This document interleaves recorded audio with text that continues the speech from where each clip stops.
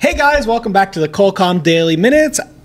This is the show where we look at the topics that are discussed at culcom. What's our topic today, Dexter? The first topic is let's talk about board games. Oh, I love board games. I can't wait to jump into this. So the first question, what's your favorite board game to play with your friends and why do you enjoy it?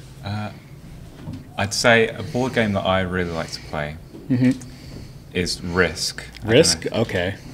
I don't think I enjoy it because it pits us against each other so much, and I have a particular game that I played once that lasted over 3 days, and I think it made and broke many friendships. Right, I remember playing that. I think it was like 8 hours. But yes. The problem with Risk is like you gather the cards, but then no one wants to be the first one to cash in the cards because you don't get as many units. Yeah, so we were having. It was in one room, and we were having side conversations in other rooms. We were going into stairwells to have secret conversations, having conversations outside of games, and it was the most intense board game experience I think I've ever had. My favorite game is Settlers of Catan. Okay, another one of my favorites. Yeah, so I used I would actually when I was in college and my friends we were going to go out to the club. Before we go out to the bar or the club, we would gather at my house and we'd play a game of Settlers of Catan while pre-drinking. Yeah. And it always started off like fun, but then once the alcohol hit you, you you always trade with Sean, you never trade with me. Exactly. There is a sort of personal element. There's always one person who always feels like they're being hard done by. Yeah, great. Can you read number 2? What are some top tips for mastering a new board game quickly and effectively? I don't think I'm quite the expert on this. Well, you just have the rules, the instructions near you. But I mean, with Settlers of Catan or Monopoly, let's say, or what do they call it, Korea? Blue Marble.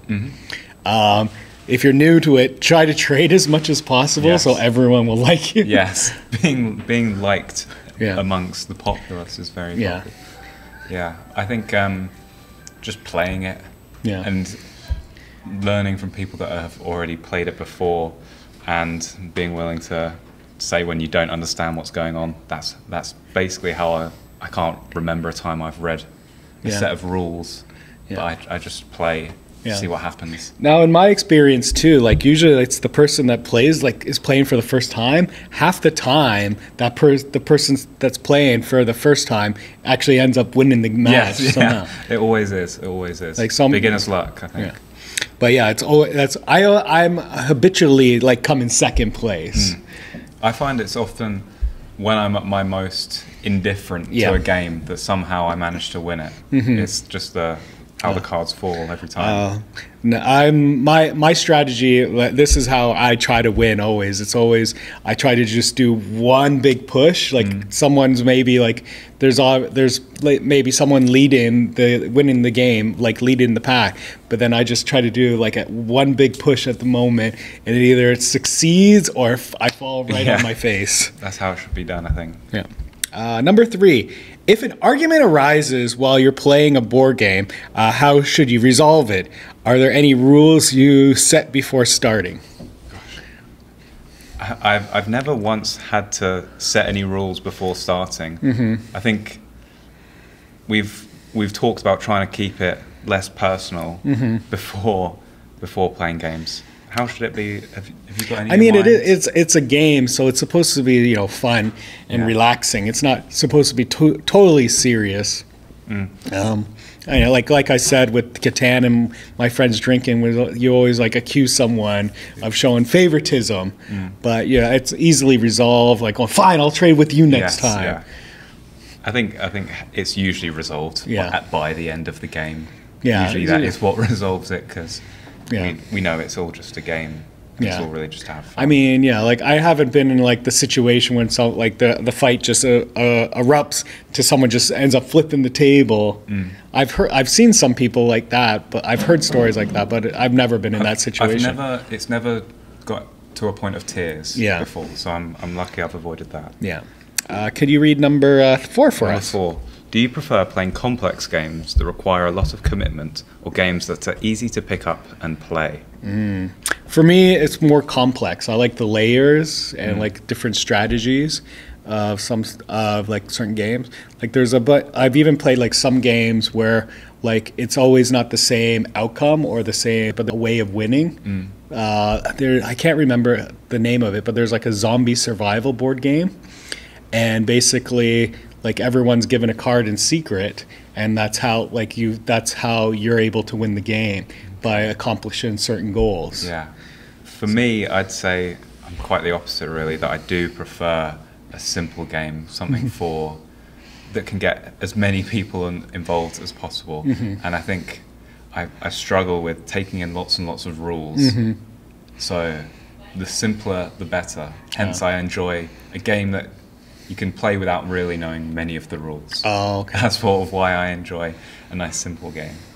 I like the opposite. I like actually having more rules and different elements. Yeah, I've got friends who love it. They love picking apart rules, really getting to know a game. If I'm playing a board game, I'm going to be playing. I'm committed to probably one game being 2 hours. Yes. That's why I like Catan or Settlers. Yeah, Catan. Yeah, Catan is because it takes about an hour. In the middle, I think. Yeah. Right. Number 5.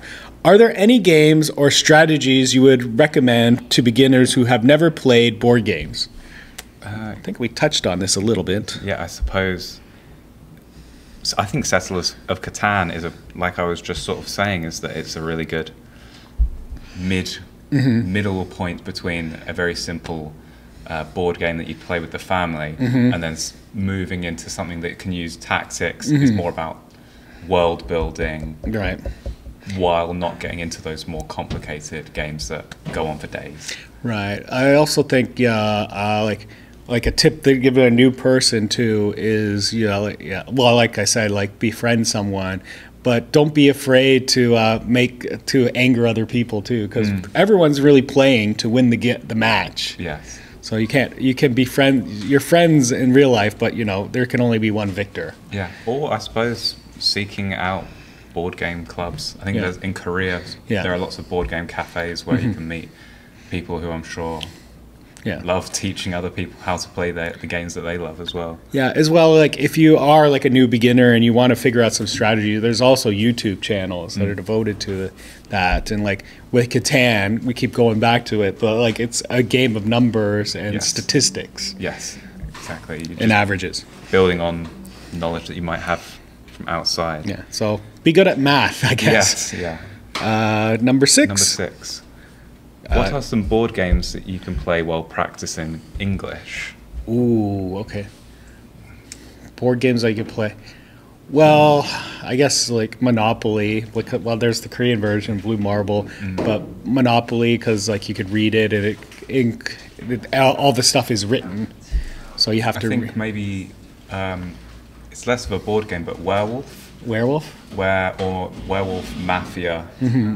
Where it's based around having conversations with people. Lots of accusing.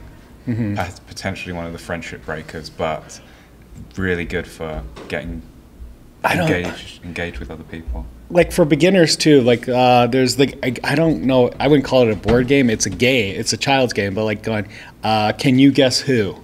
And you have like basically both players have the same. They have like 30 faces, and you have to ask questions. Like, is your person is your person a male or female, or does this person wear glasses? And then you slowly you start by these questions. You're slowly removing certain people to try to find their specific person. As a teacher, you do use those sorts of childhood games, really, that can be really useful for practicing your English. Number 7, share a memorable experience from your childhood involving a game.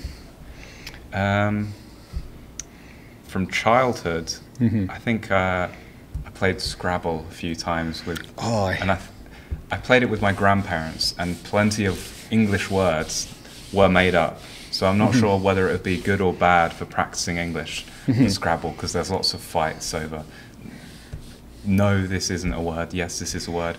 It's a slang word, you just don't know it. Yeah. Well, board games as a child, like I don't really have many board game memories. Like I come from my parents more played cards, so it's always like Crazy Eights and euchre.